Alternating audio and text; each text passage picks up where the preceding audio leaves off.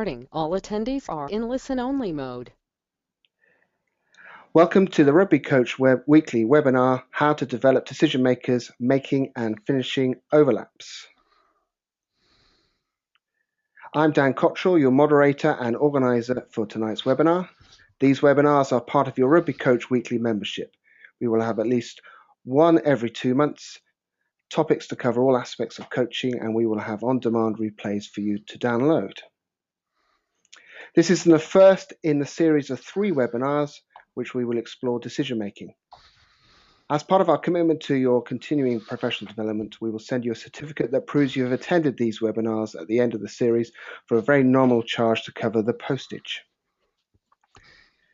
Let's take a moment to ensure everyone is ready and familiar with the control panel. You should have a control panel on the right side of your screen. You have the ability to submit questions using the chat pane located near the bottom of the control panel. We will stop to answer questions at various intervals, and any questions we don't get to are recorded anyway, and so we will get back to you individually with the answers. We will also have a couple of polls throughout the webinar, and we're going to have one to start us off, quite a nice easy one, and the question is, what age groups do you coach? So you can choose any one or all of them, so if you want to click away, that would be great. While we wait for the count to come in, just a reminder that we'll be sending you a pack of our decision-making activities and articles from the archive, plus the activities included in this webinar in the next couple of days. And just virtually everyone is voted now, and just to show and share the results, and hopefully everyone can see the results, and we can see that we've got quite a range of people attending, and hopefully there's something for everybody. Okay, let's get started. Tonight's panelists are myself, Dan Cottrell, Eamon Hogan. Good evening, Eamon. Hi, Dan. Good evening. Good evening, everybody. Great pleasure to be here. Great. And also Ben Pegner. Evening, Ben. Hi there, Dan. And as you can see, there's a vast amount of experience on the panel covering all ages and levels of the game, from grassroots right through to the top of the game.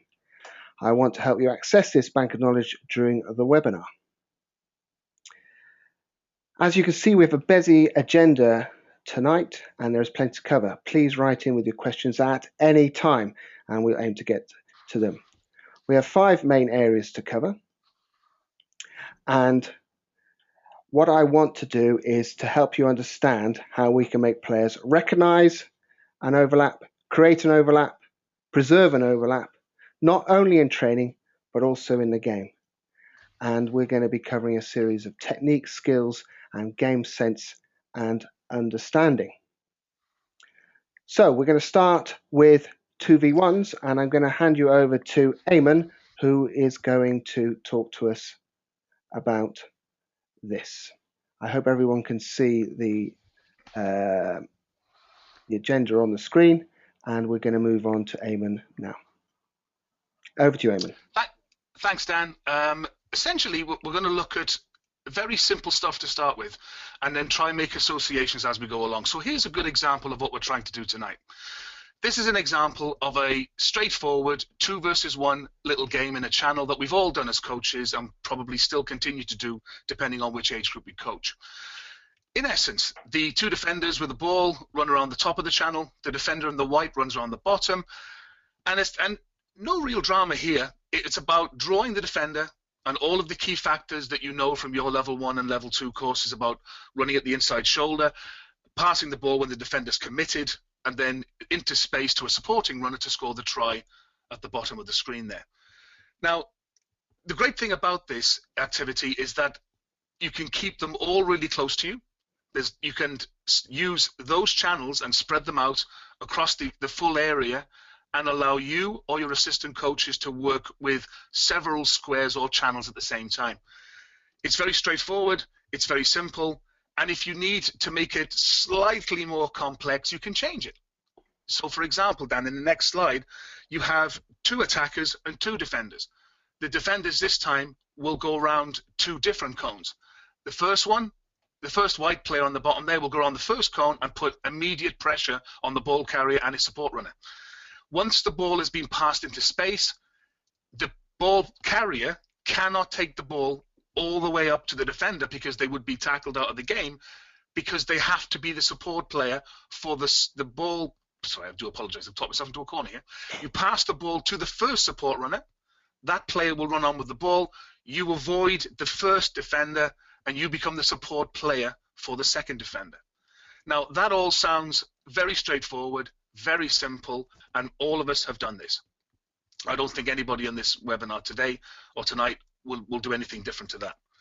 However, there is an issue with these types of activities, and all of you will have realized. In these little scenarios, we don't actually have an attack and defense working in the way those players in attack would see them in a real game. In a real game, the defenders come from all different directions. They come at different speeds. They sometimes sprint up as a line. They sometimes come up individually. And these are little tiny things that we have to incorporate into these little games. So in essence, what we're trying to get across here is that there are not enough pictures. The player with the ball has the ball. He runs forward. What does he see? How does he see it? And can you relate the images he's learning and the development he's making as a player? Is that directly relatable to a real game? In essence, how do we make every one of our activities real? How do we make it real? Dan. Okay, thank you, Eamon. So just to consider that, I'm going to pass this over to everybody out there, and we're going to consider this poll question. Making 2v1s real, what's the most important factor? Now, you can answer all to all of these or the ones you prefer. So just to consider this, what do you think is the most important factor? So firing over to you, Ben, just as people are coming up with some ideas, what do you think is the most important factor in making 2v1s real? I think you have to introduce an element of pressure. So whatever that might be for a certain situation or for certain individuals, quite often reducing the time permitted to carry a ball or the time to react to something is enough pressure, and that constraint is often a brilliant way to develop this. Okay, and Eamon, what do you think is the best way to create? What's the most important factor, do you think, of these factors? As we're coming to later, I'll try not to repeat myself a little bit, but I agree 100% with Ben. It's pressure. It's making it game relevant. And as we're going on with this webinar, I think both Ben's point and my point will be really clear to everybody. And by all means, we'd appreciate feedback on our comments later. Okay, well, I'm going to close the poll now. We've had quite a few people come in with some ideas, and it's interesting to see out of these factors what's come up. And nobody said running forwards versus forwards, backs versus backs, and I think we're going to come back to that one later because I might just disagree with that. Matches similar abilities, I think I'll probably say that. I don't think it's the most important factor, but we can see that reducing time and creating 2v1s out of 3v2s and 4v4s are what people think are the more important factors. Ben, anything to comment on that? Are you surprised by those results, or do you think that everyone's along the right lines in your own opinion? Yeah, I think we're all along, the right lines. I think it would depend on the individuals, the ages that we're working with, and circumstances and abilities, doesn't it? Okay, so let's move on to the next bit, and we're going to hand over to Ben now to talk about making it real. So Ben, over to you. Yeah, so just following on from the introduction from Eamon there, really we've got a very simple extension of the game that we played, and really it's very simple. You can do it in a small space, and you can use this exercise with only 5 people, or you can extend it and use it with 7 and add additional attackers or defenders. The guy in the centre, in the green jersey, he faces directly on a 45-degree angle into the grid, and he can choose which direction he's going to go in. He can either choose to go left, in which case he's going to attack the blue jerseys, and the 2 white jerseys, they become his support runners. Or he could just choose to bounce off his left foot and attack the white guys and bring in the blue as his supporting runners. The variation here is that it requires that reaction. It requires a different element. It requires the variables for people to read and pick up on cues, especially of what the ball carrier does. Okay, so why does this challenge work in particular for players? What sort of cues are they looking for? Yeah, one of the difficulties of replicating a game situation I find is that if you contrive a situation and you dictate to players, okay, now we're going to go around 2 cones and it's going to be a 2 versus 1. One of the problems with that is that the players are ready for it, they're prepared for it, they're organised, they've already decided what they're going to do, and also they tend to do what they always favour. They tend to do something that they're good at or what they're strong at. Whereas this exercise here doesn't necessarily give the support runners that opportunity. The support runners have to read the cues and the body language of not only their teammate who's carrying the ball, but also what the different defenders are going to do. The white defender might come aggressively and come out of the line and try and rush the ball carrier. The other white defender might drift outwards and leave a gap in the middle. So there's a few more variables that allow us to really develop the player and get them thinking and actually, without them knowing it, develop an ability to read body cues and body positions and things like that. Okay, great. So I like that one particularly because it's very easy to set up. And as you say, it doesn't make them plan. There's no plan. It depends where the green runner is going to run. So if we think about making a 4v4 game, because people obviously were saying, let's look at 4v4s and see if we can make 2v1s out of that. Explain what happens in your 4v4 game here. Yeah, and similar to the last one, Dan, with this one, last year I was in a situation where I had a very small area to coach under floodlights, and I came up with a couple of games that I would use in warm-ups, especially, just to get the guys thinking. And this is a great one that you can use. It's very simple. You only need 8 players. You only need a very small area. Here, 4-on-4, with every touch, it's a simple 2-handed touch under the waist.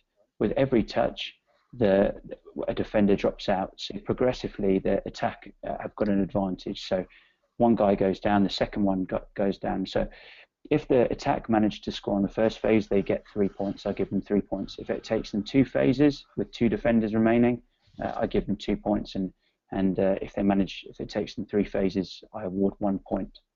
And why this is a good progression is that there's a few more constraints that the players have to react to. They have to react to the attack could be in either direction. It could be left or right. They have to realign and get more depth. Different people will be attacking. Defenders will be doing different things. They might be coming from the side. They might be coming straight on. So again, it's another progression that allows us to develop a slightly different skill in this area. Okay, thanks for that, Ben. And I like that. Again, we're trying to mess up the minds of the attackers, which is like the chaos of the game. Now, Tony Bunduk has just asked a really good question here, and I'm going to fire it back to you, Ben. And I'm pretty sure he's referring to the first exercise you were looking at. Do you think that the movement of the first player is vital to the success? He must draw that first defender. So is his first movement absolutely vital? Yeah, completely. That's a great question and a great point, Tony. He really needs to to commit that guy in some way. I try and coach the guys, and I ask them to imagine just being attached to the defender with a piece of rope and actually just manipulating them, making them turn their hips in, or making them sit down or hesitate or do something. So the footwork of that first guy, the green, attacking that first defender is really crucial, because it also makes the second defender hesitate and not know what he's got to do, if he's going to go hard or if he has to hold a line. So yeah, great point, and that's completely accurate. Well, and we can see in this case, if we were being perfectly looking at the detail of it, this guy's hips are pointing up the pitch like this, so it's likely that this defender might move out. So yes, vital that the first defender gets his hips in the right position.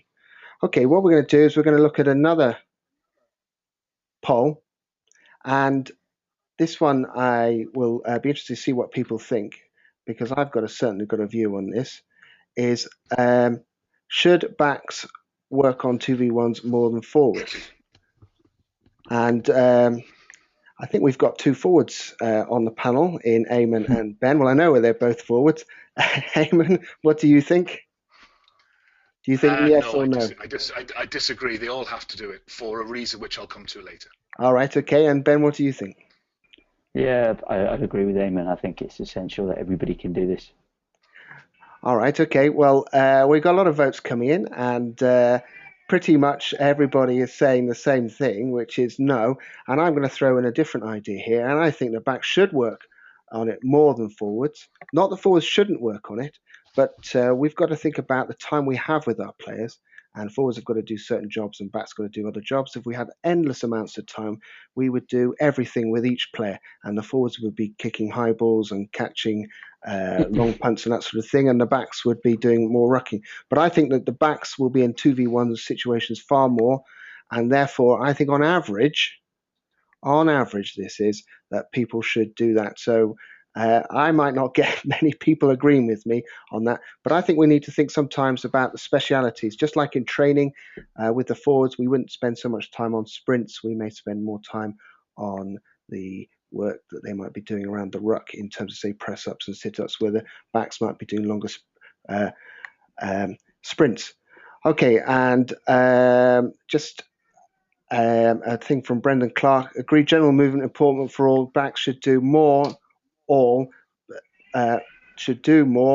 do it, but backs do it more. So thank you, Brendan. At least I've got one person coming in on my side on that. All right, so we'll move on. It's good. We've got to think. Could I say something? Yeah, go on. Could I say something there? No, I do agree with the everybody else, the 93% to the 7%. I think very often, and preempting what I'm going to talk about later, I think sometimes forwards need to recognise a 2v1 and be able to tell the backs where it is. Right. No, and I'm not saying that backs are stupid. I wouldn't go that far. But forwards have to recognise, as well as backs, not only that there's a defensive line. Very often, it isn't a case of there's an overlap. It's about seeing the overlap in the first place. Yeah, and if the forward happens to be there. So if you train the forwards and the backs on how to do 2v1s, they'll recognise it. But I agree, I don't want backs doing lineouts. Right, and on that very controversial note, we'll move on. Right, Ben, you're going to tell us a little bit about the science. Yeah, really, it's very simple, and we touched upon it already. It's all about the pressure that we can add, and if we can add different constraints that are going to put pressure on a player and make them adapt to that pressure, then they're going to become a better player and they're going to become a better decision maker. So the constraints might mean how many steps you can take with the ball. They might mean, and that might be because you've reduced the size of the area you're working in. They might be favouring the defence. That again puts the attacker under pressure. It might be that different things like that. So quite often it's about the time, it's about the environment, and there's different constraints that we can introduce and create, and pressure that we can create because of that. So tell us about this idea about perception-action coupling then. Yeah, it's with the skill acquisition and the science behind the decision making. With my limited sort of knowledge, I don't profess to be a scientist, a sports scientist, but from what I understand, it's about reading and reacting to body positions, cues, and those tells that players get used to, and they can't really explain why they've made a decision, but you can see that they just could tell that the pass was the right thing to do. Quite often a good example of what you see is when a player can see, he could just sense that a player was going to drift off and he throws the dummy and he goes through a gap. That's quite a good example of someone who's practiced a skill under pressure over time and time and time, and they can just tell that that defender wasn't going to stay with them, they were going to drift off them. And that's a good example of perception-action coupling, where a player can make a decision based on reacting to something in front of them, and they perceive it and then they act accordingly. Okay, so if we want to try and bring that into game situations, and it's good to see Nigel Owens has had a bit of stick this week. Well, he had a bit of stick in the crowd, Twickenham, and I'm glad to say that everyone's told them they're idiots for saying that. He may have made a couple of bad decisions, but we're talking about the decisions of the players.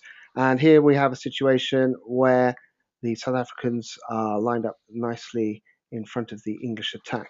So tell us about reaction to cues and train to play the game, not the training session. How would we bring that in, Ben?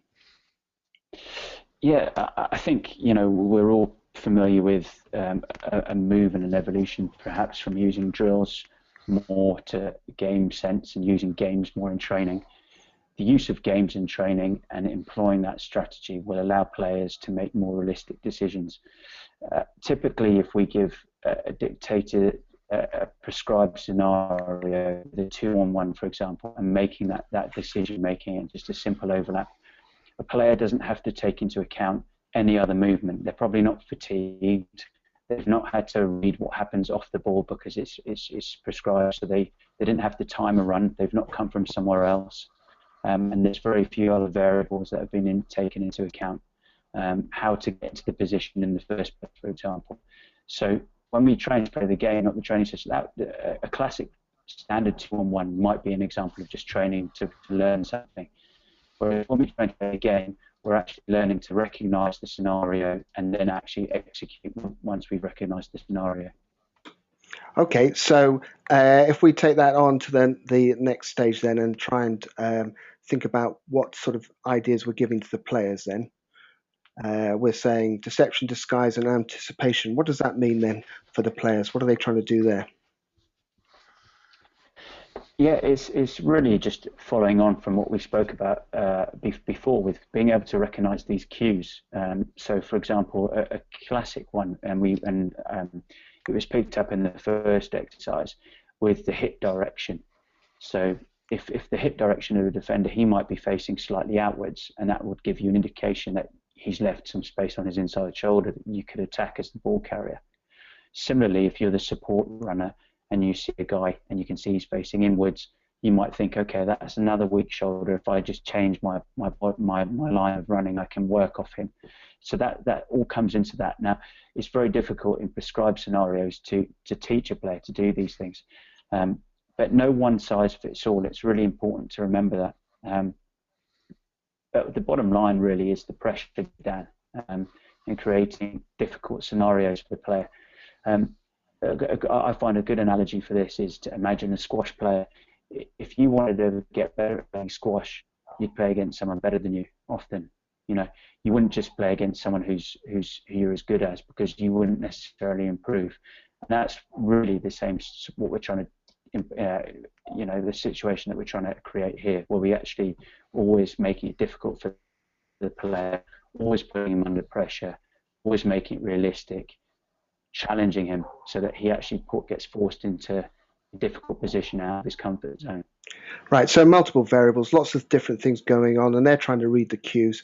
I like the idea of don't over-instruct, let them find out their own ways rather than telling them exactly. And when we could talk about hips, but it's different for different players. They see different things. I mean, in this particular case, we can see these eyes here of this player, and he could be looking at a shoulder or a hip, but he's got the cue, and he's probably learnt most of those cues himself by going through lots and lots of games.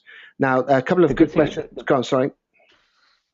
Sorry, Dan. Yeah, that's a great point you make about the eyes, because some of the science is about the exploratory behavior, and they've recorded eye movement, and they've seen how many times people look. And when you're just doing a drill, often people will look once or twice, whereas when they're actually having to react to multiple variables, they're taking in so much more information, and they're processing more information, and it leads to a sort of a greater extent of learning and a heightened learning. Right, so we want to try and give them as many different variables, lots of things going on, to make them more attuned to what's going on. Now, a couple of questions come in. Mike Birmingham, if I can just paraphrase what he says, is he quite likes to have a defence and an attack coach in the games, and I'm sure that the guys would agree with that when we look at some games a bit later on. So they would be instructing the defenders what to do. And Paddy Goff says, do the panelists find it more efficient to train a part skill, then progress to more complex adaptations, or let the players run the whole, then provide corrections on the part? So there's, do we let them run and play and then correct as we go along, or do we do a little bit of a skill and then come to more complex adaptations? Now, I'm going to hold that question because I think Eamon's going to come into that in a moment. So just to summarize what Ben was saying, if we create constraints through time and space, we've got a chance for perception action coupling. So you've got more chances to perceive, then act upon that perception to see if it's successful, and that's where we're going to get learning. So that's a little bit on the science. So if we then take it through and discuss how order versus chaos works, and maybe this will help answer Paddy's question, and I'm going to fire over to you, Eamon, and we're quickly going to go through order versus chaos. Thanks, Dan. For me, when you're at the start of a player's development, now this is interesting. A few years ago, when I was at Leicester Tigers, I was there at the same time when they moved Tom Youngs from centre to hooker. So when I say at the start of a player's development, that doesn't necessarily mean minis. That could be any senior player, any junior player, changing positions and such. So for me, when you're at the start of a player's development, isolating any new skill, whatever that new skill is, has to be in a supportive learning environment. I think that's absolutely essential. Perception coupling comes once they've learned it, and one of the phrases I use a lot when I go to America is a default position. For me, we need to raise the player's default. When players get under pressure, they drop back to what they know and what they're comfortable with. What they're comfortable with, we need to raise that default up and move it up the scale a little bit. So an ordered activity will allow the players to work in that environment, get the skill level up in isolation before we throw them into a game and put them under real pressure. So in the next slide, you'll see a game-related activity, which is, in this situation, if we move them on way too quickly, this situation will just crack them because they will go back to the default. And if a default is a forward, for example, they'll tuck the ball up and they'll go into contact, which is what we don't want when there's a recognized overlap available. So to answer the question that you posed earlier, forgive me, I forget the gentleman's name who posed the question, moving on too quickly is a real bad idea. Isolate the skill, work the skill, and then move it into a game-related practice where the skill that they've learned is the default, and then moving the ball, depending on what they see in front of them, becomes the next stage in that player's development. How to use the skill to get the overlap. So in the next slide, it's to do with how to move from order to chaos. Is simply about a simple gradual movement. So in the slide you see in front of you now, we have a player running on the inside shoulder of the middle defender. If it is a middle defender, yeah, there's two of them, but it should the left-hand defender. He runs, but there's an overlap on the right, on the left-hand side of the screen on the far left, the attacking team's right. So although they've attacked here, it would be interesting to see if anybody recognized the player on the left-hand side of our screen there. So encouraging match-relevant communication comes as part of developing the skill. The skill is learned in an ordered environment, and then the chaos, we encourage match-relevant communication. Every player is involved in that. You identify in the defense where the weaknesses are and where the overlaps are, and that's when the use of the skill that you learned in an ordered environment can be utilized in the game situation. So, Eamon, quickly talk through this example of a game of a 5v3. How does this work? So, as we talked about in the previous slides earlier on in the presentation, we talked about what is it we wish to achieve. We want to replicate the defense coming from different directions as they would in a game. So, in essence, the 5 defenders face away, the 3 defenders face away, basically their own try lines. They go a little bit closer back to back, but on your call, they turn around. Now, the great thing about this is the defense can't see the attack can't see the defense. The ball carrier has to react. Now, although there's 4 spaces available in the defense, unfortunately, the attacker, the ball carrier, is often left to be the person to make that decision. Which gap am I going to go for? And as we all know, he could make a pass, learned in an ordered environment, sidestep, learned in an ordered environment. However, the match communication that we talked about on the last slide would come from his support players giving him information about when they turn around, what does everybody else see? And how does the player with the ball move it from order to chaos? This chaos, the ball is order, he's running with the ball, that's a simple skill he learned. The chaos part is this game where he has to decide, does he take the ball on himself or does he perform some task to put the ball into space for one of the other attackers in his team. And that's why this activity is great, because it's a very quick reaction. To give you some idea, you can reduce the size, you can reduce the width, as Ben pointed out in his activity earlier. You can make the channel longer to give the attack more time, and you can gradually make it forward. Again, referring to Ben's activity earlier, you can give them a point for how far down the channel they get, ultimate amount of points for winning. They gain 10 meters, 15 meters, 20 meters before they're touched. A very simple activity, again, can be used in multiple groups, going back to the activity I started with earlier, and you can just put 7 or 8 of these little channels, everybody works, you change attack from defense, and it works great, I feel. And that's an example there of how you go from order to chaos. Okay, so we have taken a part and we're creating towards a whole, but I feel that Ben wants to just take this onto a stage further and creating more like a real game. So we've taken order to chaos. Now let's see how we can put this towards a game. So over to you, Ben. Here's an example of a game.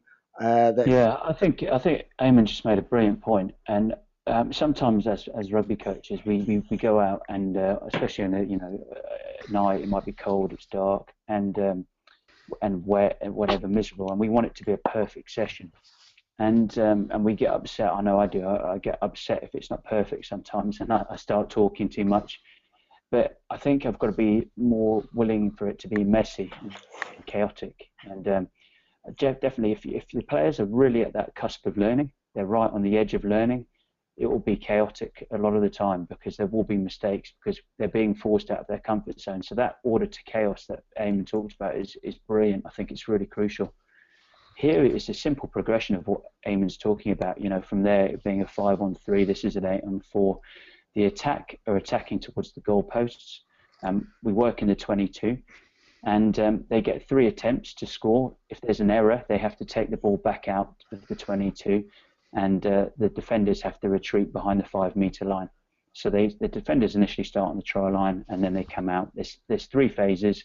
The ball gets placed between the legs of the attacker. So it's just a simple play the ball, 2-handed touch under the waist, 2 meters back, offside line.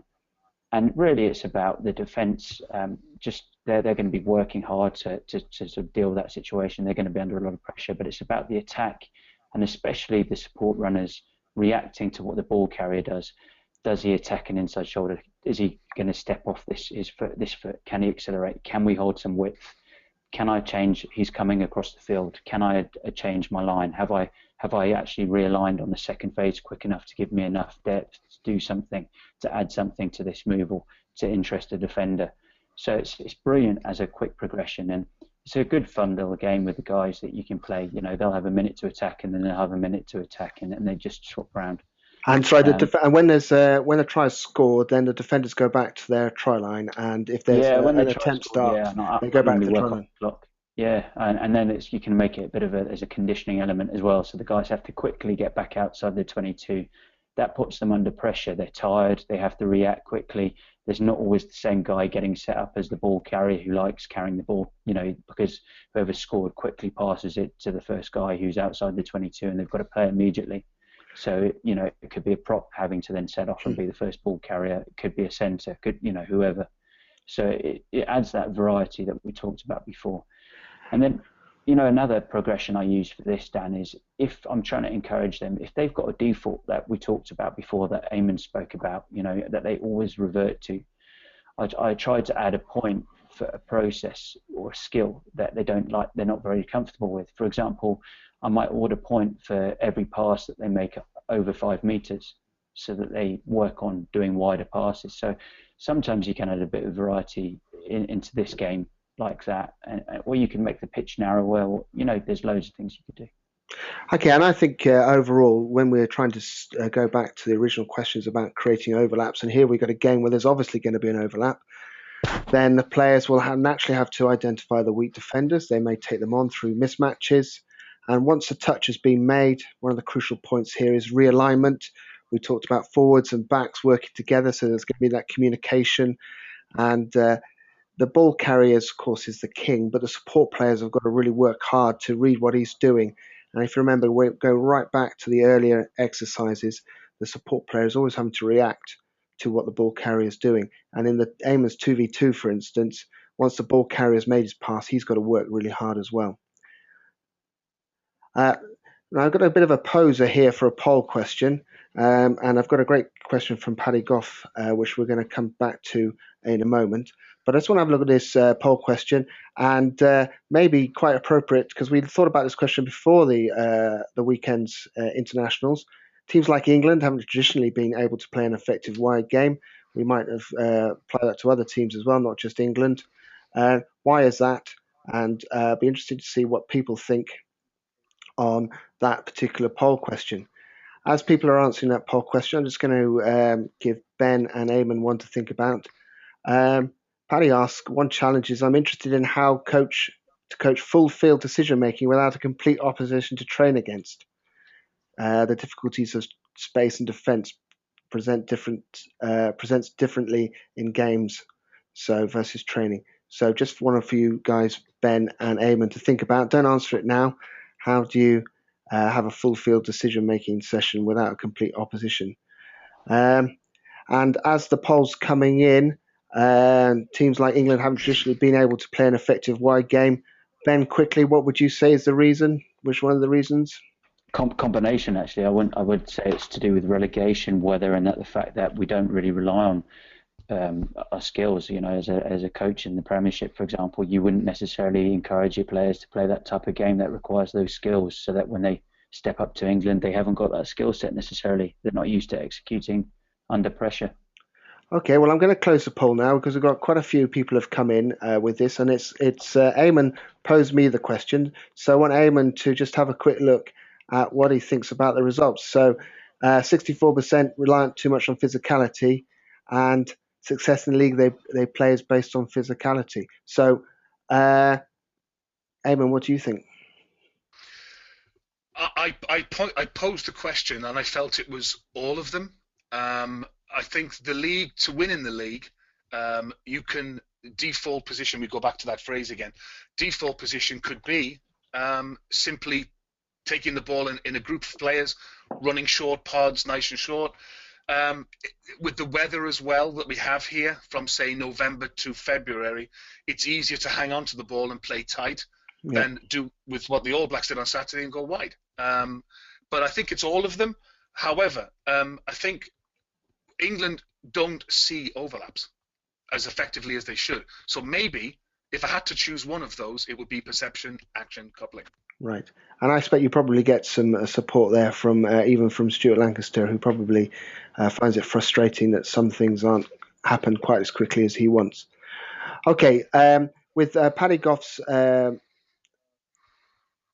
thought about how do you train a full field decision-making exercise without two teams, Ben, I'm just going to fire that one over to you and see if you can come up with a solution or a thought to Paddy's question. Yeah, well, Paddy, I'd probably contend that you can with fewer numbers. You know, if there's a midfield ruck, for example, on a full game and the ball only goes right, you might get an 8-on-7. You know, so you can mimic those type of setups in training. I know, I appreciate it's difficult sometimes, but I think it's as simple as that. I think the players really do benefit from that. Making it competitive in those small-sided games does have a direct carryover into a full game. So, I mean, really the idea is that you've got to try and create as many scenarios with the players you've got. And as you said, if you've got a right-hand side of the field ruck, then you could work a blind side with the numbers. So it is difficult, but you can create scenarios. So that's in answer to the questions, and we've cracked on and gone a bit longer than I thought for the webinar, which is fantastic because we have some good discussion in there. So at the start, what I wanted to look at was how we might recognize, create and preserve overlaps. And what I think we've brought out there is a series of skills and techniques and games to do that, and ways that the players can start to build those skills. The key is obviously to give them lots and lots of opportunities. I think we recognize that games and condition games at the end of every training session are important, and that we give the players the environment to operate and make their own decisions. And we've got to step in. One of the things which was put on one of the slides was don't over-instruct. I think we got to give the players ideas, but don't give them too many rules on what they've got to do. Their success in the games will give them the clues. And both Ben and Eamon were talking about points that you can give. And certainly if you're competitive, then the players want to learn and want to be more successful. So I want to say thank you very much for tuning in. And after the webinar, please leave your feedback. And this has been recorded, so you'll be able to watch it again at your leisure, and we will send you a link for that. If you've got any other questions and you've thought about as this session's gone on and you want to ask us later, please do use the Ask Dan at rugbycoachweekly.com, or just drop me an email and we'll get back to you as soon as possible.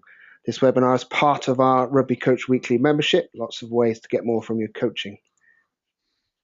And what I'd like to say is thanks very much to Ben and Eamon. Cheers, Dan. Thanks a lot, everybody. And thank you all for joining and for the questions that came in. We'll be sending your activity pack in a few days' time. And I'd like to say good evening, or it could be good morning or good night, wherever you are. And thanks very much.